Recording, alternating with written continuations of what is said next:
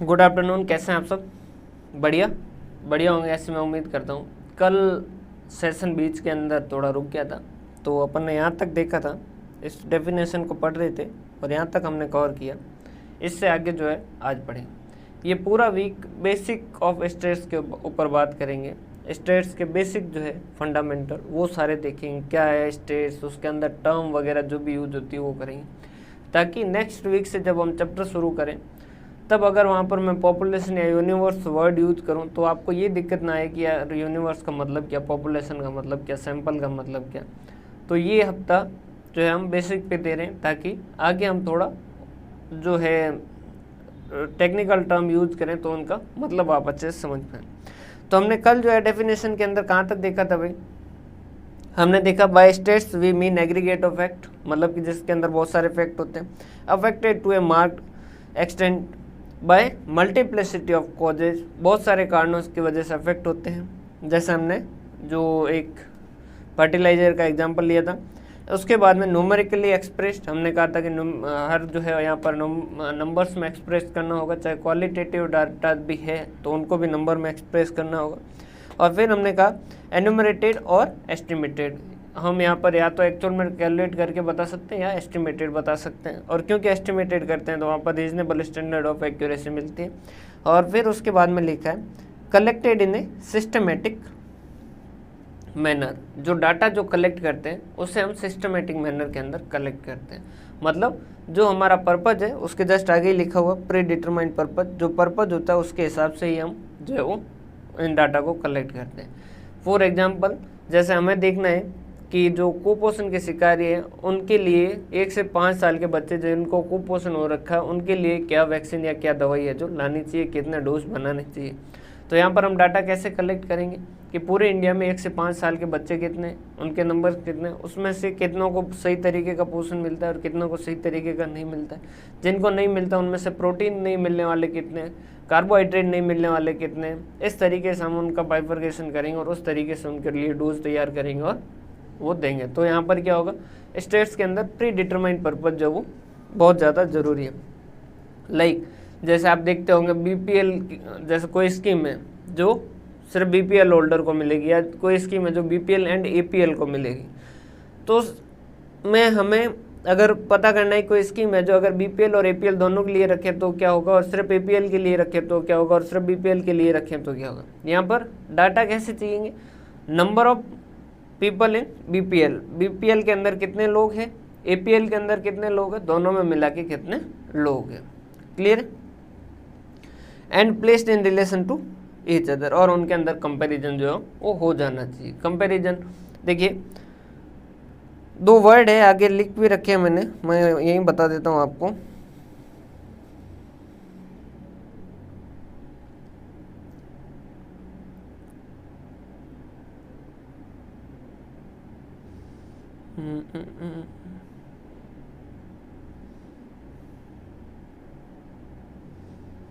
हाँ, यहाँ बता देता हूँ मैं, 1 मिनट है ना। हाँ देखो, 2 मेजर होते हैं, एक होता है एब्सोल्यूट मेजर और एक होता है रिलेटिव मेजर। कई बार कई एग्जाम के अंदर सीधा सीधा क्वेश्चन पूछा गया कि इनमें से बताइए रिलेटिव मेजर कौन सा है, इनमें से एब्सोल्यूट मेजर कौन सा है। एब्सोल्यूट वो होता है जो एक्चुअल बता दें, और रिलेटिव जो है वो क्या है, कोई और स्केल यूज करें, लाइक परसेंटेज। देखिए मैं दोनों को समझाता हूँ। जैसे एक टेस्ट था, मान लीजिए हाफ ईयरली एग्जाम था, और उसमें से 1000 में से एक स्टूडेंट के जो है वो 600 नंबर आए। तो ये जो 600 नंबर है ये क्या है, ये एक एब्सोल्यूट मेजर है कि 1000 में से 600 नंबर है, एक्चुअल नंबर दे रखे। ठीक है, अगर इसी को हम ये कर दें परसेंटेज में कन्वर्ट करें कि भाई 600 आए 1000 में से तो 100 में से कितने आते हैं, तो इसने कहा कि 60%। ठीक है, तो यहाँ हमने क्या कर दिया, स्केल चेंज कर दिया। ये नंबर एक्चुअल में कितने हैं, 1000 में से, एक्चुअल में कितने में से 1000 में से, लेकिन यहाँ हमने क्या कर दिया 60%, मतलब कि अगर 100 का टेस्ट होता तो यहाँ पर 60% आते, मतलब 60 नंबर आते, जबकि एक्चुअल टेस्ट कितने का है 1000 का है, आए कितने 600। तो ये तो एब्सोल्यूट मेजर या एक्चुअल मेजर, और ये जो है रिलेटिव मेजर। रिलेटिव मेजर किस वजह से यूज होता है, कहाँ यूज होता है, तो रिलेटिव मेजर वहाँ यूज होता है जहाँ हमें क्या करना होता है, कंपैरिजन करना होता है। ये कहाँ काम आता है, कंपैरिजन के लिए,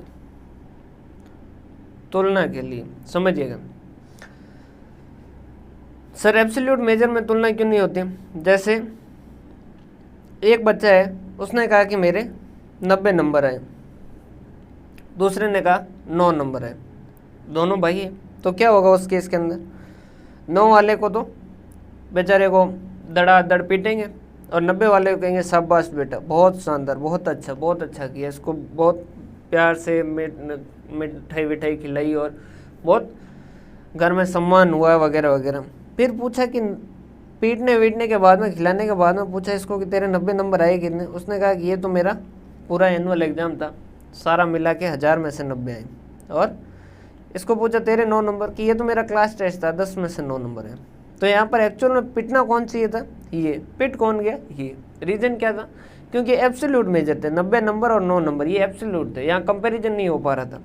लेकिन यहीं पर अगर परसेंटेज में कैलकुलेट करते तो ये क्या कहता कि मेरे 90 नंबर आए 1000 में से, तो 100 में से कितने आएंगे, 2 जीरो से 2 जीरो गए, ये 0 से 0 गया, 9%, कितने 9%। और ये क्या कहता मेरे 9 नंबर आए 10 में से, तो 100 होते तो कितने होते 90%। अगर उनके पेरेंट्स उनसे मार्क्स ना पूछ के, एब्सोल्यूट मेजर ना पूछ के, इनसे परसेंटेज पूछते, रिलेटिव मेजर पूछते, तो यहाँ पर क्या हो सकती थी, इनकी तुलना हो सकती थी। तो रिलेटिव मेजर जो है वो क्या, किसके लिए यूज होता है, मेजरमेंट के लिए होता है, सॉरी कंपैरिजन के लिए रिलेटिव मेजर है जो यूज होता है। समझ पा रहे हैं बात। तो स्टेट्स में क्या है, ये इस तरीके से comparison placed in relation to each other, मतलब एक दूसरे का कंपैरिजन भी किया जा सके इस तरीके। इसका मतलब ये नहीं कि एब्सोल्यूट मेजर में कुछ होता ही नहीं, एब्सोल्यूट मेजर में भी काफ़ी होते हैं और उनका फिर रिलेटिव मेजर भी कैलकुलेट किया जाता है। जैसे एक होता है स्टैंडर्ड डेविएशन, फिर उसके बाद में एक होता है कोएफिशिएंट ऑफ स्टैंडर्ड डेविएशन। अब ये कोएफिशिएंट क्या है, ये रिलेटिव मेजर है। स्टैंडर्ड डेविएशन एक्चुअल में कैलकुलेट करके बताया कि ये स्टैंडर्ड डेविएशन है, मतलब जैसे कहा 60, तो इसका मतलब कि 60 का डेविएशन हो सकता है, डेविएशन मतलब कि इधर उधर हो जाना, तो ये 60 का स्टैंडर्ड डेविएशन। और कोएफिशिएंट ऑफ स्टैंडर्ड डेविएशन का मतलब क्या हो गया, कोएफिशिएंट ऑफ स्टैंडर्ड डेविएशन जो है वो किसके लिए होता है, कंपैरिजन के लिए। ठीक है, तो यहाँ पर परसेंटेज टाइप के अंदर होगा। क्लियर है। अब आप जब भी पढ़ो, कोई भी कोरिलेशन पढ़ो, चाहे रिग्रेशन पढ़ो, चाहे जो भी पढ़ो, आप हमेशा मन के अंदर ध्यान रखना कि और पता करना कि क्या ये कोएफिशिएंट है या एक्चुअल मेजर है। जैसे कोरिलेशन जब पढ़ोगे तो वहाँ पर लिखा होगा कि कोरिलेशन जो है वो -1 to 1 होता है। तो आप सोच के बताइए कि क्या ये एब्सोल्यूट मेजर है या रिलेटिव मेजर है। सर ये रिलेटिव मेजर है। कैसे पता चला कि एब्सोल्यूट में तो ऐसा हो ही नहीं सकता ना कि -1 से +1 के अंदर होगा। एब्सोल्यूट के अंदर तो कितना भी हो सकता है। समझ पा रहे हो बात। एब्सोल्यूट मतलब कि तो 10 भी हो सकता है, 20 भी हो सकता है, 50 भी हो सकता है, 100 भी हो सकता है, 1 लाख भी हो सकता है, कितना भी हो सकता है। रिलेटिव के अंदर जो है इस तरीके की कंडीशन वगैरह डाल दी जाती है। ठीक है, जैसे जैसे अपन पढ़ेंगे आगे वैसे वैसे इस तरीके से आपको और चीज़ें समझ आएंगी। कैरेक्टरिस्टिक्स ऑफ स्टैटिस्टिक्स जो हमने अभी तक ऊपर जो पढ़ा है वो का वही है। Aggregate of fact more than one और होमोजीनियस डाटा जो है वो होता है। ये ध्यान रखिएगा, यहाँ पर कंपैरिजन जो है वो किसका होगा, होमोजीनियस का होगा। मतलब कि हाइट जो है दो अगर लोग हैं तो उनकी दोनों की हाइट जो है उनका कंपैरिजन होगा। समझ पा रहे बात। या दोनों की वेट का कंपैरिजन होगा। ऐसा नहीं है कि एक की हाइट ले ली और एक का इंटेलिजेंस ले लिया। इस तरीके का कंपैरिजन जो है वो यहाँ नॉर्मली नहीं दिया जाता है। समझ पा रहे बात। तो यहाँ पर क्या होता है, होमोजीनियस डाटा होते हैं, एक तरीके के डाटा। या फिर यूँ समझिए कि जैसे एक जो है वो लीटर के अंदर है और एक जो है वो किलोमीटर के अंदर है, तो इनका कंपैरिजन नहीं हो सकता। समझ पा रहे बात। लीटर जो है अगर यूनिट लीटर है तो लीटर का कंपैरिजन लीटर में होगा। जैसे कि 10 लीटर दूध और 5 लीटर दूध, इनका कंपैरिजन हो सकता है। लेकिन 10 लीटर और 5 किलोमीटर इनका कंपैरिजन यहाँ पर नहीं हो सकता। तो होमोजीनियस मतलब कि एक जैसे डाटा होंगे, मोर देन वन होंगे, अफेक्टेड बाय मल्टीपल कॉजेज, जैसे ये अपन ने एक एग्जांपल लिया वही लिखा है, रेनफॉल, इरिगेशन, प्रोडक्टिविटी लिखना था, ये अभी चेंज कर देते हैं,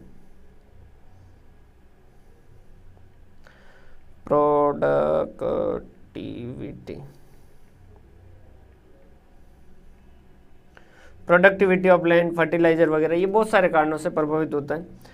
संख्या numerical express quantitative versus quantitative. Quantitative मतलब गुणात्मक और जी मैंने गलत, क्वालिटेटिव गुणात्मक और क्वांटिटेटिव मात्रात्मक। देखिए यहाँ पर क्या करना होगा, आपको न्यूमेरिकली एक्सप्रेस करना होगा, चाहे क्वालिटेटिव डाटा है चाहे क्वांटिटेटिव डाटा है। आप यहाँ स्टेट्स में कि मैं तुमसे बहुत प्यार करता हूँ, वो उसका कंपैरिजन नहीं हो पाएगा ना, यहाँ स्टेट्स लगेगी।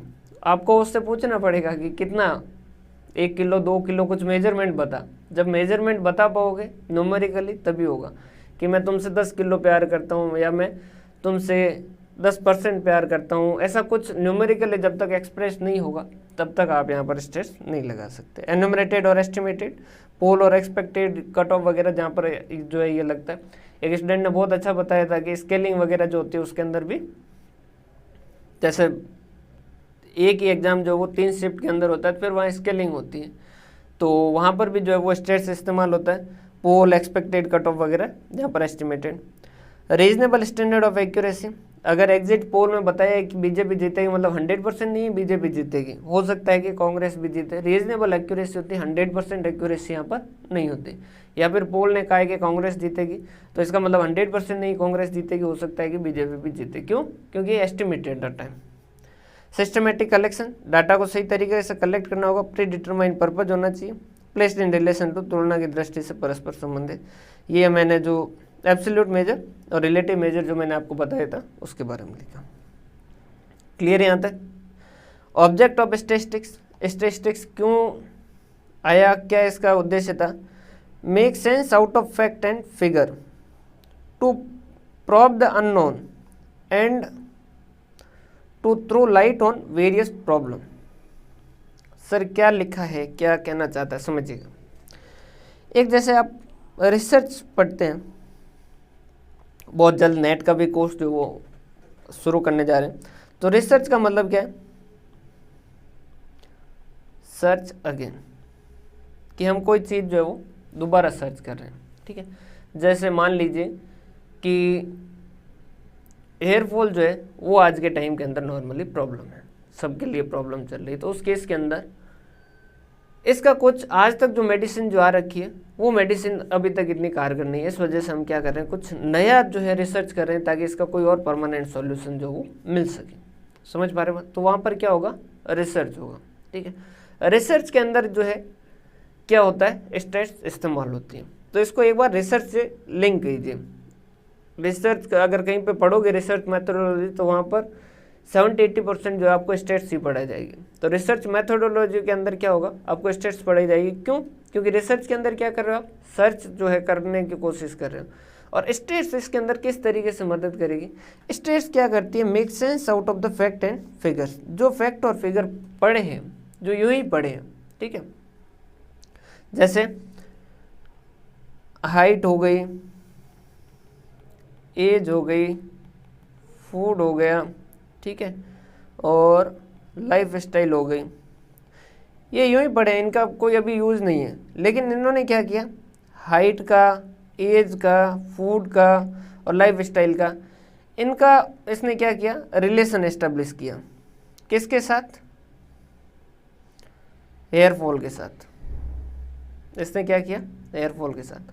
और उसने कहा कि जिनकी हाइट, जैसे मान लीजिए कि हाइट जो है वो ये सही तरीके से है, जिनकी एज के हिसाब से हाइट सही है, जो फूड जिनको प्रॉपर मिल रहा है, मतलब फास्ट फूड कम खाते हैं, घर का खाना ज़्यादा खाते हैं, कम तला हुआ खाते हैं, और लाइफ स्टाइल जिनकी सही है, रात को टाइम पे सो जाते हैं, सुबह टाइम पे उठते हैं, प्रॉपर नींद लेते हैं, स्ट्रेस लेवल जिनका कम है, इस तरीके की लाइफ स्टाइल वाले लोगों के हेयर फॉल की प्रॉब्लम कम आ रही है, और जिनका इसके ऑपोजिट है उनके हेयर फॉल की प्रॉब्लम है जो ज़्यादा आ रही। तो ये डाटा यूं ही पड़े थे, ये डाटा यूं ही पड़े थे, इनका कोई यूज़ नहीं था, लेकिन इसने क्या किया, इस तरीके से इनका रिलेशन जो है वो स्टडी किया। अब इसने स्टडी कैसे किया कि हाइट का रिलेशन देखा, उसके बाद में उसने एज का रिलेशन देखा, उसने बाद में उसका फूड और हेयर फॉल का रिलेशन देखा। इस तरीके से जो भी डाटा थे कि जिनका जो लाइफ स्टाइल जो वो सही तरीके का है, उनमें हेयर फॉल कितने का हो रहा है, कितना हो रहा है, और इस तरीके से उसने रिलेशन एस्टेब्लिश किया, और फिर वो फाइनल उसने कंक्लूजन इस तरीके का दिया। तो ये यहाँ पर स्टेट्स मदद कर रही है। क्या किया इसने, make sense out of fact और फिगर। जो नॉन सेंस डाटा पड़े थे, जो डाटा कोई काम के नहीं थे, उनसे उसने क्या किया, सेंस क्रिएट किया टू प्रूव द अननोन, ताकि उसे कुछ अननोन बातें पता चल पाए। जैसे इसका हेयर फॉल और इनका रिलेशन इसको पता नहीं था, लेकिन इसको ये बात पता चली। And to through light on various problem, और उसके बाद में वो क्या करता है, जो प्रॉब्लम उसके ऊपर कुछ रोशनी डालता है कि अगर आपको हेयर फॉल की प्रॉब्लम है तो उस केस के अंदर आप जो है वो फूड प्रॉपर लीजिए, लाइफ स्टाइल सही रखिए, तो आपको हेयर फॉल की प्रॉब्लम कम आएगी। अब ये जो न्यूज़पेपर आते हैं जिसके अंदर ये वेडनेसडे को लगभग आता है, ये एक न्यूज़पेपर में 7 में पार्ट आता है, हर किसी में एक अलग, तो उसके अंदर आप ऐसी स्टडी देखोगे कि कंवारे लोग जो है वो ज़्यादा जीते हैं और वो अंत तक स्वस्थ रहते हैं। जैसे अटल बिहारी वाजपेयी हो गए, इस तरीके के जो भी अब्दुल कलाम हो गए, मोदी जी हो गए, ये लास्ट तक जो है वो स्वस्थ रहते हैं, और इस तरीके के इन कंपैरिजन टू शादीशुदा। ये इस तरीके के इंटरेस्टिंग फैक्ट जो है वो दिखते हैं, मतलब आप न्यूज़पेपर में कई बार पढ़ते भी होंगे। तो वो कैसे पता करते हैं, वो वहाँ पर भी वो क्या करते हैं, स्टैट्स का इस्तेमाल करते हैं और इन चीज़ों को स्टडी करते हैं और इस तरीके से करते हैं। क्लियर। अब 2 वर्ड यहीं पर मैं आपको साथ ही बता देना चाहता हूँ।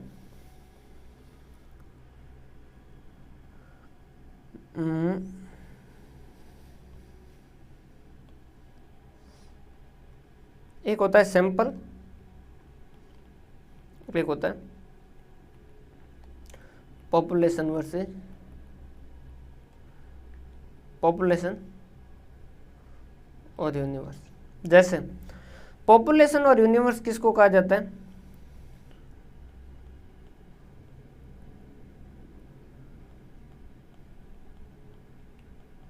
सबको मिलाकर। सैंपल क्या है, पार्ट ऑफ पॉपुलेशन और यूनिवर्स। जय माता रानी की शंख बज चुका है। पार्ट ऑफ पॉपुलेशन और यूनिवर्स, देखिए पॉपुलेशन और यूनिवर्स जो है वो किसे कहते हैं, सब मिला के। जैसे इंडिया के अंदर कोई स्टडी करनी है, जैसे इंडिया के अंदर कौन जीतेगा, ठीक है, कि भाई कांग्रेस जीतेगी या बीजेपी जीतेगी, तो यहाँ पॉपुलेशन या यूनिवर्स क्या होगा, पूरे इंडिया के सब लोग जो है, सब लोग किस में आ जाएंगे, पॉपुलेशन और यूनिवर्स में। जो 18 से ज़्यादा है और जो वोट दे सकते हैं वो सारे के सारे इसमें आ जाएंगे, किसमें, पॉपुलेशन और यूनिवर्स। अब पूरे की स्टडी करना तो मुश्किल है, क्योंकि पूरे जैसे इलेक्शन हो रहे हैं, 24 को इलेक्शन हो रहा है और 28 को रिजल्ट आएंगे, ठीक है। 24 को इलेक्शन हुआ, तो इलेक्शन में किन्होंने दिया, सबने वोट दिया, जिनको देना था उन्होंने सबने वोट दिया, तो वो डाटा किसका है, पॉपुलेशन का, क्योंकि उसमें जिनको वोट देना था उन सबको दिया, सबने दिया, और 28 को पॉपुलेशन का रिजल्ट आ रहा है। सैंपल क्या है, अब 28 से लेकर 30 तक इन न्यूज़ चैनल वालों को जब बढ़ेगा नहीं, उनको तो जल्दी देना है, तो वो क्या करते हैं, फिर सर्वे करते हैं। सर्वे किसका करते हैं, सैंपल लेते हैं। अब पूरे पॉपुलेशन में से वो पूरी पॉपुलेशन की स्टडी नहीं कर रहे हैं, वो क्या करते हैं, उसमें से कुछ सेलेक्टेड, जैसे जितने स्टेट्स हैं उनमें से कहा कि जितने स्टेट हैं उनमें से हर किसी में से उनमें जो पॉपुलेशन है उसके प्रपोर्शनेटली उन्होंने 1-1% जनसंख्या से जाके पूछा कि कौन जीतेगा, बीजेपी जीतेगी या कांग्रेस जीतेगी या आम आदमी पार्टी जीतेगी, कौन जीत रही है आपके हिसाब से, ठीक है। तो यहाँ पर पूरे डाटा को स्टडी कर रहे हैं क्या, नहीं, पूरे पॉपुलेशन के कुछ पार्ट को स्टडी कर रहे हैं। ये क्या कहलाता है, सैंपल कहलाता है। ये क्या कहलाता है, सैंपल कहलाता है। यहाँ सैंपल के हिसाब से डाटा है, ठीक है, कि सैंपल के हिसाब से मान लीजिए कि ए पार्टी बी पार्टी, एक तो क्या लोग पार्टियों से इतने ज़्यादा अटैच रहते हैं भारत के अंदर कि कहीं पे एग्जाम्पल में भी अगर कहीं कहते हैं कि कांग्रेस जीत रही है तो बीजेपी वाले नाराज हो जाते हैं, बीजेपी जीत रही है तो कांग्रेस वाले नाराज है। पार्टियों से ज़्यादा मोह मत रखिए, जो कैंडिडेट होते हैं उनसे मोह रखिए। अगर वो कैंडिडेट सही है तो उसको वोट दीजिए। बाकी पार्टीवाद इसको छोड़िए, पार्टीवाद बहुत बड़ा खतरा है, क्योंकि पार्टी के अंदर क्या होता है, जो पार्टी एक बार चल गई फिर वो बिल्कुल ऐसे ऐसे कैंडिडेट भी उनके जीतने लग जाते हैं जो जीतने के लायक नहीं होते। तो आप कैंडिडेट देखिए, कैंडिडेट अच्छा हो तो उसको वोट दीजिए। और अगर कभी मैं कह दूँ तो भी किसी पार्टी के बारे में, तो उसमें ऑफेंड मत हो जाइएगा। मैं मेरे एग्जाम्पल के लिए ले रहा हूँ, बाकी आप अपना व्यू जो है वो अपने हिसाब से रखिएगा। तो 3 पार्टी है, क्योंकि पिछली बार एक क्लास के अंदर कह दिया तो नीचे कमेंट ही कमेंट आने लग गए, सर आप तो इनका फेवर ले रहे हो। भाई किसी का फेवर नहीं ले रहा हूँ मैं। यहाँ एग्जाम्पल में अगर मैंने बीजेपी को जिता दिया तो ऐसा तय नहीं बीजेपी जीतेगी, या मैंने यहाँ कांग्रेस को जिता दिया तो कांग्रेस जीतेगी, कोई तय नहीं। तो इन्होंने तो कहा कि ए पार्टी इसको 200 सीट मिलेगी, और बी को जो है वो 170 मिलेगी, और सी को जो है वो 160 सीट मिलेगी। ये इन्होंने सैंपल के हिसाब से, सर्वे के हिसाब से इन्होंने पोल निकाला। एक्चुअल पॉपुलेशन के हिसाब से देखें, जो रिजल्ट आए उसके अंदर क्या हुआ, ए को मिले 180, बी को मिली 200, और इसको मिली 150 बच्चे हैं ना शायद, हाँ ये 150 बच्चे, ठीक है, 370, और ये इसी तरीके से। तो ये एक्चुअल डाटा। तो यहाँ पर हम स्टडी इसी तरीके से करेंगे। स्टेट्स जो है वो 2 पार्ट के अंदर। पहला तो बिल्कुल बेसिक चीज़ें कि भाई मीन क्या होता है, मोड क्या होता है, मीडियन क्या होता है, वगैरह वगैरह, ये सारी चीज़ें। डिस्पर्सन क्या होता है, कोरिलेशन क्या होता है, रिग्रेशन क्या होता है, वगैरह वगैरह, ये चीज़ें। फिर उसके बाद में सेकंड पार्ट जो आता है ना, उसके अंदर ये पार्ट आता है। इसके अंदर हम क्या करते हैं कि हम सैंपल लेते हैं, सैंपल से हम कुछ कैलकुलेशन करते हैं। अब ये भरोसा तो नहीं कि सैंपल की कैलकुलेशन हमेशा 100% सही हो, तो हम पहले सैंपल कैलकुलेट करते हैं, फिर उस सैंपल से हम क्या करते हैं, पॉपुलेशन के बारे में पता करते हैं। भाई सैंपल के हिसाब से हमने क्या किया, ये सैंपल सेलेक्ट किया, इससे हमने पॉपुलेशन के बारे में पता किया कि ये डाटा रहेंगे। फिर ये भी डर सताता है कि भाई जो हमने कहा वो ऐसा तो नहीं कि कहीं गलत हो जाए, तो फिर हम क्या करते हैं, इस सैंपल से पॉपुलेशन तक पहुंचने की कोशिश करते हैं। और यहाँ पर हम चेक करते हैं, कुछ टेस्ट भी करते हैं कि भाई कहीं ऐसा तो नहीं कि हमने जो सैंपल लिया और उसके हिसाब से जो डाटा आ रहे हैं, जो रिजल्ट आ रहे हैं, वो रिजल्ट और पॉपुलेशन के रिजल्ट में बहुत ज़्यादा फर्क तो नहीं आएगा। तो वहाँ पर अलग अलग तरीके के टेस्ट भी किए जाते हैं। तो ये स्टेट्स का सेकंड पार्ट है। और ये जो है ये क्या है, रिसर्च है एक तरीके से। सैंपल लिया, सैंपल के हिसाब से हमने कुछ कैलकुलेशन की, कुछ चीज़ें जानने की कोशिश की, और फिर पता किया कि क्या ये जो सैंपल से डाटा आ रहे हैं, क्या यही पॉपुलेशन के डाटा रहेंगे, मतलब यही पॉपुलेशन के रिजल्ट रहेंगे। और फिर उसको हमने चेक भी किया उसके अंदर, जैसे level of significance, small sample test, large sample test, TF, Z वगैरह जो भी टेस्ट वगैरह होते हैं, चाहे स्क्वायर वगैरह जो भी, अनोवा वगैरह, मनोवा, वो सारे टेस्ट जो वो फिर यहाँ पर लगाए जाते हैं। क्या आप मेरी बात यहाँ तक समझ पा रहे हैं? तो ये सेकेंड पार्ट है इसका, स्टेट्स का। अभी देखिए इस हफ्ते हम कौन सी बातों से कहाँ चले जाएंगे ये पता नहीं। क्यों? क्योंकि मैं सारे वर्ड जो वो एक बार आपको थोड़ा समझाना चाहता हूँ कि भाई ये वर्ड जो है ये इसका मतलब ये है, ये इस तरीके से इस्तेमाल होता है। जैसे ही एक बार आपका बेस थोड़ा सा स्ट्रॉन्ग हो जाएगा, फिर अपन आराम से अपनी स्पीड जो है वो बना सकते हैं। ओरिजिन और ग्रोथ ऑफ स्टैटिस्टिक्स, कहाँ हुआ ओरिजिन इसका? First used by the German scholar, ये इसका गोल्डफ्रेड, ये अच्छन वॉल है या क्या पता नहीं, और इसी को कहा जाता है फादर ऑफ स्टैटिस्टिक्स, जिसने 1749 के अंदर स्टेट्स का जो है वो किया। लैटिन वर्ड स्टेटस, स्टेटा और स्टेटिक्यो वगैरह सबका मतलब है पॉलिटिकल स्टेट। पॉलिटिकल स्टेट मतलब ऐसा नहीं, ये पॉलिटिक्स के हिसाब से नहीं है, मतलब कि यूँ समझ लीजिए जनसंख्या का डाटा। भाई पहले जनसंख्या वगैरह कैलकुलेशन होती थी क्या? नहीं, लेकिन फिर कुछ रूलर आए, कुछ राजा महाराजा आए जिन्होंने कहा कि यार ये तो होना चाहिए, हमें पता तो होना चाहिए हमारे पास कितनी जनता है, कितने पशुधन है, संसाधन कितने हैं, क्या क्या मिनरल है, कितने मिनरल हमारे पास अवेलेबल है। तो वो सारे क्या है, उनको क्या कहा जाता है पॉलिटिकल स्टेट। मतलब एक पर्टिकुलर पॉलिटिकल प्लेस जो है, जैसे इंडिया एक पॉलिटिकल स्टेट है, राजस्थान उसके अंदर एक पॉलिटिकल स्टेट है, इसके कुछ डाटा जो है वो कैलकुलेट करते हैं। तो पहले स्टेट्स उसका इस्तेमाल होता था, फिर धीरे धीरे इन डाटा से यूज होना फ़ायदे का उसका यूज लेना शुरू किया और कुछ उससे फ्रूटफुल रिजल्ट जो वो निकलने शुरू हुए। इंडिया में चंद्रगुप्त मौर्य ने किया, अकबर ने किया, उसकी एक बुक थी दीने अकबरिया ऐसा कुछ नाम था, उसके अंदर भी उसने किया। Clear? True science of statistics ये अपन थोड़ा सा बाद में देखेंगे। अभी एक बार अपन स्टेट्स के बारे में थोड़ा देख लेते हैं। ये देख लेते हैं फंक्शंस ऑफ स्टैटिस्टिक्स। स्टैटिस्टिक्स के अंदर क्या क्या चीज़ें होती हैं। तो ये क्या है, expression of fact in numbers. अब देखो जो कैरेक्टरिस्टिक्स पढ़े ना वैसा वैसे ही कि फैक्ट जो है उनको क्या किया जाता है, नंबर में बताया जाता है।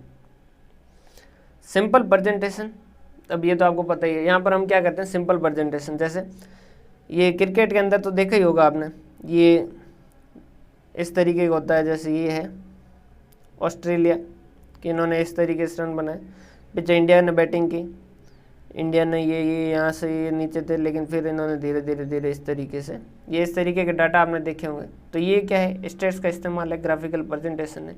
या फिर जैसे आप देखते हैं कि जैसे एक तो इस तरीके से थे कि नंबर जो है वो 3, 5, 7, 5, 3, 4, 7, 8, 5, 3 इस तरीके से थे।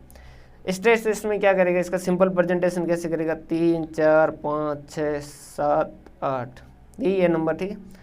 3 में आया 1, 5 में आया 1, 7 में आया 1, 5 में आया वापस 1, 3 में आया वापस 1, 4 में आया वापस 1, 4 में पहली बार आया 1, 7 में 1 वापस आया, 8 में 1, 5 में 1 और 3 में 1।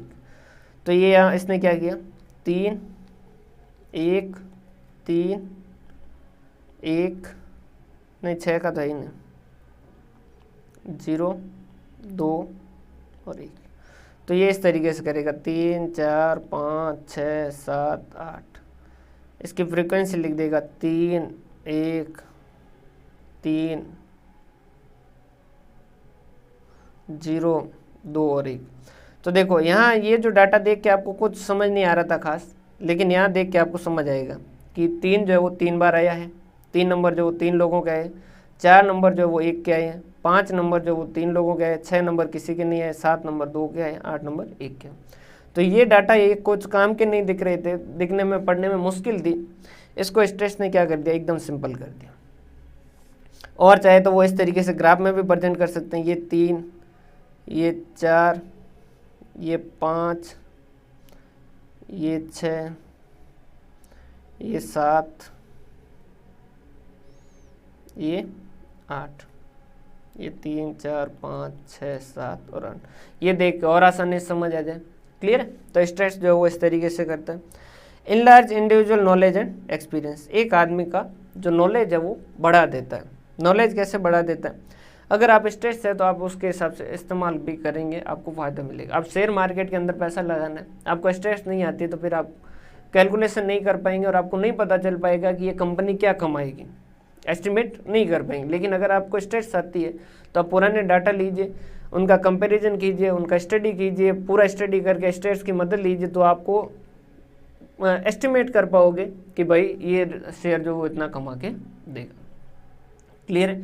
तो ये जो आदमी स्ट्रेस को जानता है उसका नॉलेज जो वो बढ़ जाता है। तो इसीलिए मेरा नॉलेज बढ़ा हुआ है, समझ पा रहे हैं बात, और मैं कोशिश करूँगा कि आपका नॉलेज भी बढ़े। इट कंपेयर्स फैक्ट, ये फैक्ट का कंपैरिजन करने में मदद करता है। 2 क्लास है, एक क्लास में इस क्लास में स्टूडेंट जो है वो ज़्यादा इंटेलिजेंट है या इस क्लास में ज़्यादा इंटेलिजेंट है, तो यूँ नॉर्मली तो अगर नंबर सीधा देखेंगे तो समझ नहीं आएगा, लेकिन इन नंबरों का एवरेज कर लिया और इन नंबरों का एवरेज कर लिया, इन दोनों का कंपेयर कर लिया तो आपको आसानी से समझ आएगा। To compare fact, to facilitate policy formulation, आपको पॉलिसी बनानी है भारत के अंदर कि एजुकेशन जो उसके लिए क्या नया सिस्टम लाया जाए, तो वहाँ पर स्टेट्स मदद करेगी। गांव के अंदर कितने लोग जो है वो जाते हैं स्कूल के अंदर, कितने लोग स्कूल में नहीं जाते हैं, और स्कूल में नहीं जाने वालों के मेन रीज़न क्या रहते हैं, क्यों वो स्कूल में नहीं जाते हैं, पॉवर्टी की वजह से नहीं जाते हैं या फिर उनके पेरेंट्स का शिक्षा के प्रति कोई इंटरेस्ट नहीं है इस वजह से नहीं जा रहे हैं, या फिर वो रोजगार के चक्कर के अंदर उनको रोजगार के अंदर लगा दिया गया है, तो किन कारणों से, या फिर वो उनके पास बहुत सारा पैसा है इस वजह से भी उनको कोई खास पढ़ने की ज़रूरत नहीं है। तो ये इस तरीके से पॉलिसी फॉर्मुलेशन के अंदर भी आपको पता चलेगा। जब आपको पता चलेगा किन कारणों से, तो उसके हिसाब से आप कर पाएंगे। It helps other science in testing their law. Economics को अगर अपना लॉ चेक करना है, चाहे साइंस को अपना कोई लॉ चेक करना है कि भाई कैसे करें, तो उस केस के अंदर भी कौन बताएगा, कौन मदद करेगा, यही मदद करे। It establish relationship between fact. ये वो कंपेयर वाला सेम ही बात है, रिलेशनशिप है जो सेट करेगा। कैसा कि कितना एडवर्टाइजमेंट तो कितना सेल्स, इतना एडवर्टाइजमेंट किया इतना सेल्स हुआ, इतना एडवर्टाइजमेंट किया इतना सेल हुआ, इतना एडवर्टाइजमेंट किया इतना सेल हुआ।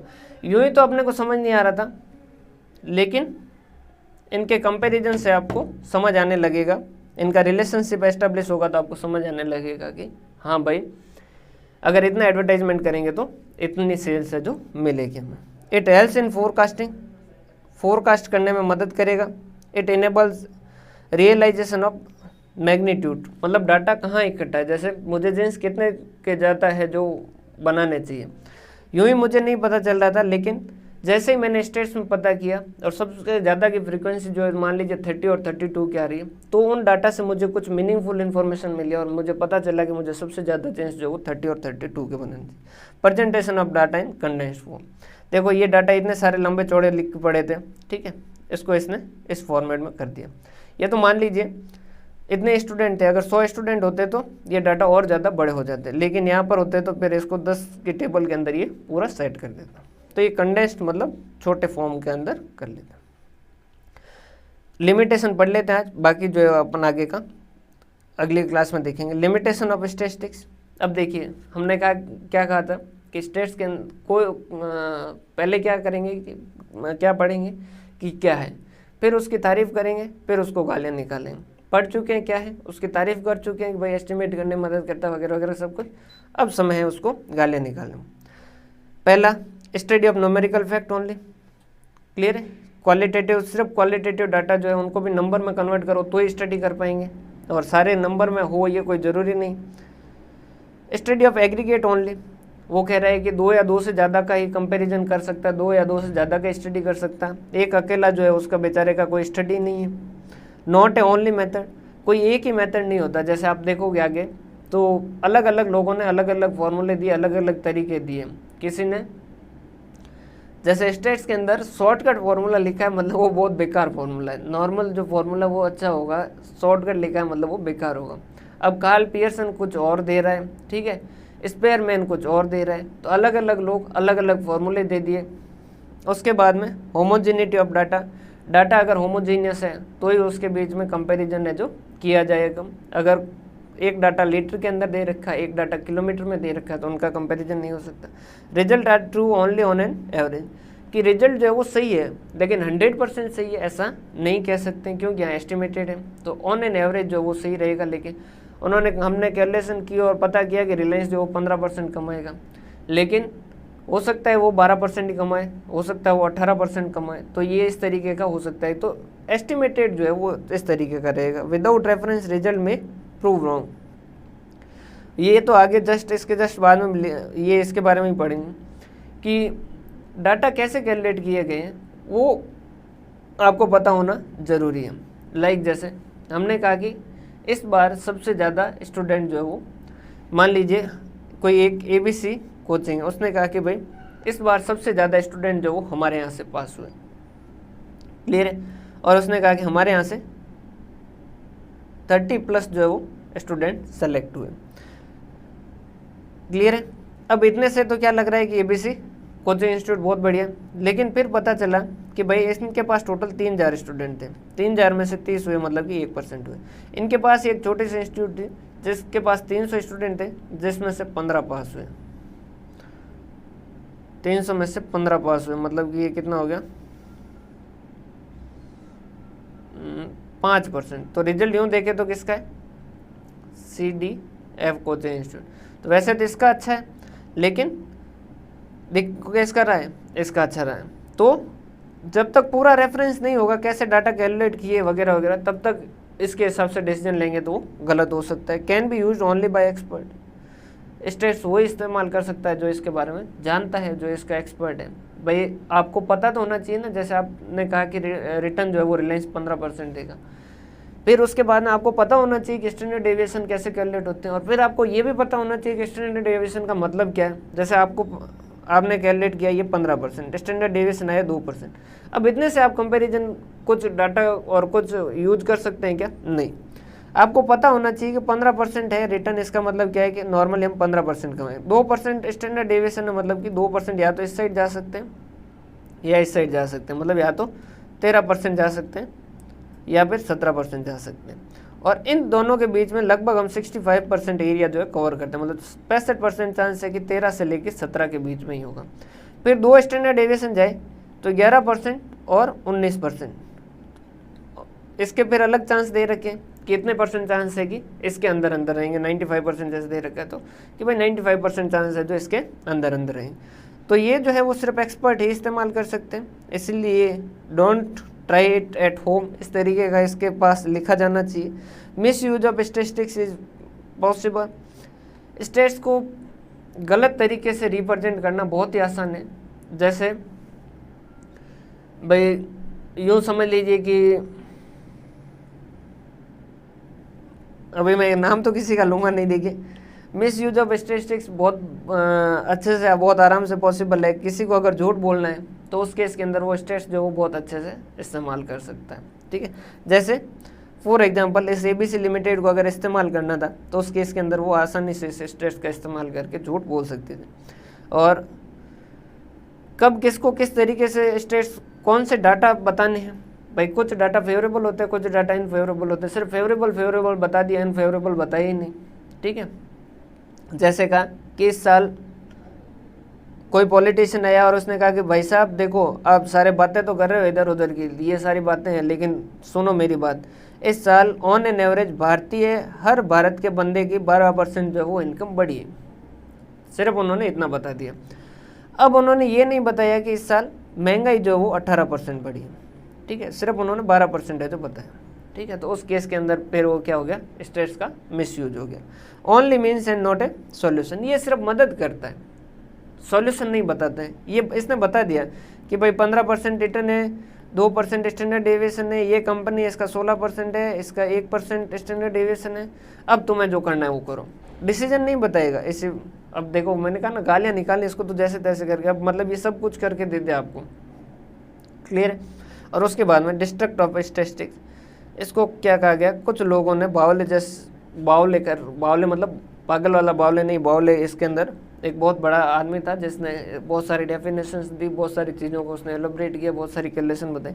उसने क्या कहा कि ये झूठों के काम का है, जिसको झूठ बोलना है उसे स्टेट्स आनी चाहिए। स्टेट्स सिर्फ झूठों के लिए, सच्चे लोग, अच्छे लोग, ईमानदार लोगों के लिए स्टेट्स काम का नहीं। क्लियर। ये आज हम इतना ही देखते हैं, बाकी का कल देखेंगे। शुरुआत में थोड़ा कम देखते हैं, फिर उसके बाद में थोड़ा और आगे चलें। क्लियर है। हंसते रहें, मुस्कुराते रहें, बाकी अपने दोस्तों के साथ ज़रूर शेयर करें। और कोई सुझाव हो आपके पास तो कमेंट बॉक्स है ही, आप बता सकते हैं। बहुत बहुत धन्यवाद।